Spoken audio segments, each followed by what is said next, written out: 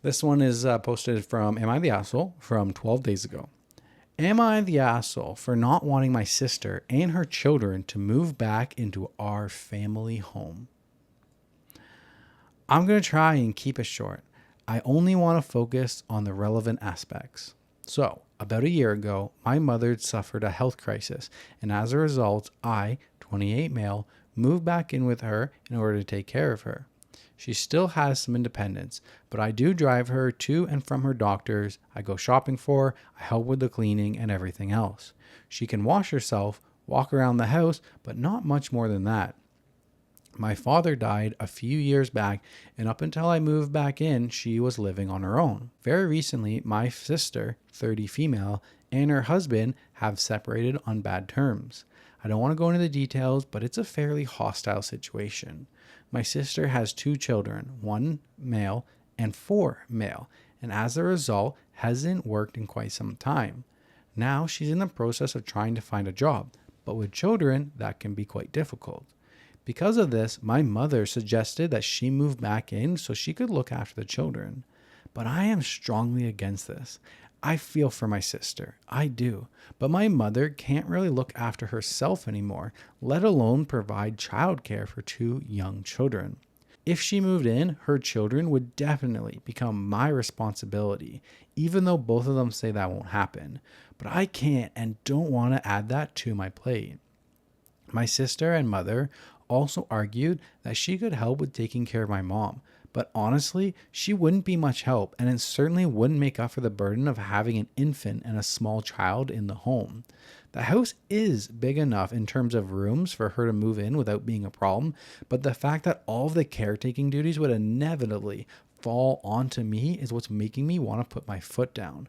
I do feel like a complete asshole, but I've considered telling my mother that if my sister moves in, I will be moving out. So, am I the asshole? Um, I think you should maybe give it a shot first.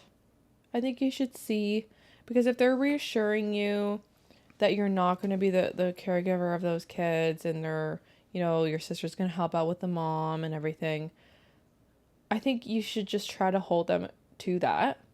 And if it doesn't go as planned, then make them leave. Yeah, it's tough because, we don't know what OP's experience has been with his sister. Like, he could see it like that he knows exactly what's going to happen, but maybe he's wrong. Yeah. But it's like, if you try, then you get put into this situation that can't be undone. Versus if you put the wall up first and you make sister move somewhere else, then maybe that is better. But I don't know. At the same time, like, your sister's going through a divorce. Yeah. That's the only reason I'm like, maybe you should just give it a chance, because she's going through something terrible too. She is.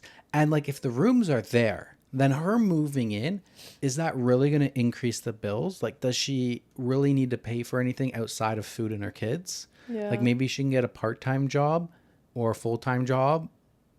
I think the tough part is mom's saying, oh, I'll take care of them. But OP's like, Mom, you can't take care of them.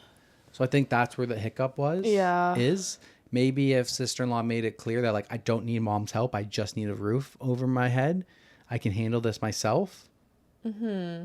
Then maybe that would be a different situation. But I think it's the fact that both of them are saying, oh, mom will do some childcare, and he knows that she's not capable, so it's going to be put on him. Yeah, it's tough. I don't know. I don't know what the right answer is. I don't think you're an asshole for putting your foot down, and setting those boundaries early on. I just think maybe also try to find, like, I don't know. Where's the middle ground on this? Know. Where's a compromise? There is no compromise. I don't know. Either she moves in or she doesn't. Yeah. Does it say, like, if she has any other options, like where else to go? Like, didn't say. There is an edit, but let's get into the top comment. Mm-hmm. So the top comment, not the asshole. I feel for your mom and sister, but you can't set yourself on fire to keep others warm. If your sister can't even look after herself, the responsibilities of caring for her and her children will absolutely fall onto you. which is a completely untenable burden for you when you're presumably already overstretched being a young working adult with a career. Unfortunately, it's your mom's decision who moves into her house at the end of the day. My suggestion would be to move out if she moves in, but consider bringing in a caretaker for your mom. If your sister does indeed move in and you move out, this risks your mom being neglected, so the caretaker will ensure her safety. Yeah, that's a great point. Yeah, just to ensure that your mom is still getting the care that she needs. Caretaker is a good, I guess, compromise. I don't know. Yeah. Solution. So there's an edit here.